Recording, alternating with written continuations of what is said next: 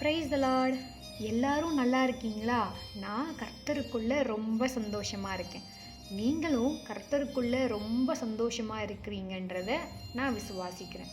இன்னைக்கு ஒரு சின்ன கதை மூலியமாக ஆண்டவராகிய இயேசு கிறிஸ்து நம்ம மேலே எவ்வளவு அன்பாக இருக்கிறாரு என்றதை நம்ம பார்க்க போகிறோம்.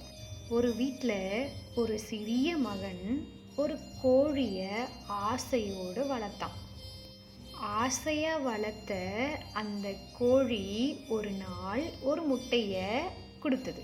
அந்த கோழி முட்டையை பார்க்கும்போது அந்த சிறிய மகனுக்கு அளவுக்கு அதிகமான சந்தோஷமும், அளவுக்கு அதிகமான ஆர்வமும், அளவுக்கு அதிகமான ஆசையும் இருந்தது. ஏன்னு தெரியுமா? ஒரு நாள் அந்த கோழி முட்டையிலிருந்து ஒரு சிறிய கோழி வெளியில் வரும்னு. அந்த முட்டையை அந்த சிறிய மகன் அவ்வளவு பத்திரமா பார்த்து கொண்டான். ரொம்ப ஆர்வமாக அந்த கோழி முட்டையில் இருந்து ஒரு சின்ன கோழி வெளியில் வரும்னுட்டு ரொம்ப ஆர்வமாக காத்து கொண்டு இருந்தான். ஒரு நாள் அந்த கோழி முட்டையில் இருந்து ஒரு சிறிய கோழி வெளியில் வந்தது. அதை பார்த்த அந்த சிறிய மகனுக்கு அவ்வளவு சந்தோஷம், அவ்வளவு ஆர்வம். அவன் இவ்வளோ நாள் காத்துட்டு இருந்த அந்த கோழி குஞ்சியை அவன் ஒரு நாள் பார்த்துட்டான்.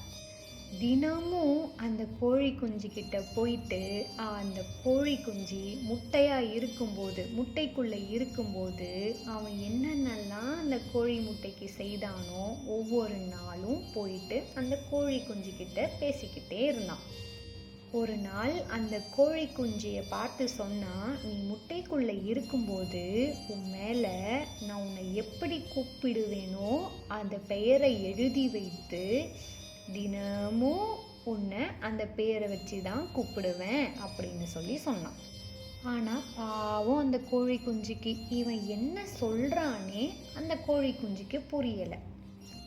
நாமும் இந்த கோழி குஞ்சு போல தான் நம்மக்கிட்டேயும் ஏசப்பா சொல்கிறாரு, நான் உன்னை தாயின் கருவில் இருக்கும்போதே பெயர் சொல்லி அழைத்தேன்ட்டு. ஆனால் நம்ம தான் ஏதாவது ஒரு கஷ்டம் வரும்போது ஏசப்பாவை மறந்து போயிடுறோம்.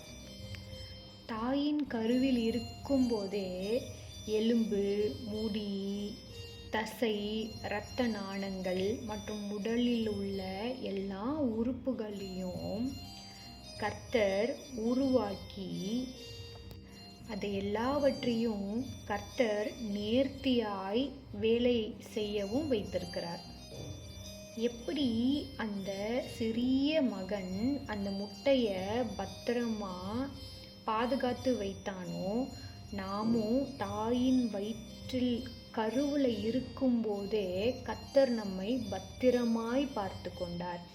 ஒரு தீங்கும் நம்மை அணுகாதபடிக்கு கர்த்தர் நம்மை பத்திரமாய் பார்த்து கொண்டார். இவை எல்லாவற்றிற்கும் நம்ம தேவனுக்கு நன்றி சொல்லியிருக்கிறோமா? சொன்னதே கிடையாது. இதுவரைக்கும் சொல்லலைன்னா பரவாயில்ல, இன்னிலிருந்து நம்ம சொல்ல போகிறோம். என்னை தாயின் கருவில பத்திரமாய் பார்த்து கொண்டீரே என்று சொல்லி தினமும் அவருக்கு நன்றி சொல்ல போகிறோம். இன்னிலிருந்து நீங்களும் தேவனுக்கு நன்றி சொல்வீங்கன்னு நான் விசுவாசிக்கிறேன். விசுவாசிக்கிறவங்க ஆமேன் சொல்லுங்க. ஆமேன்.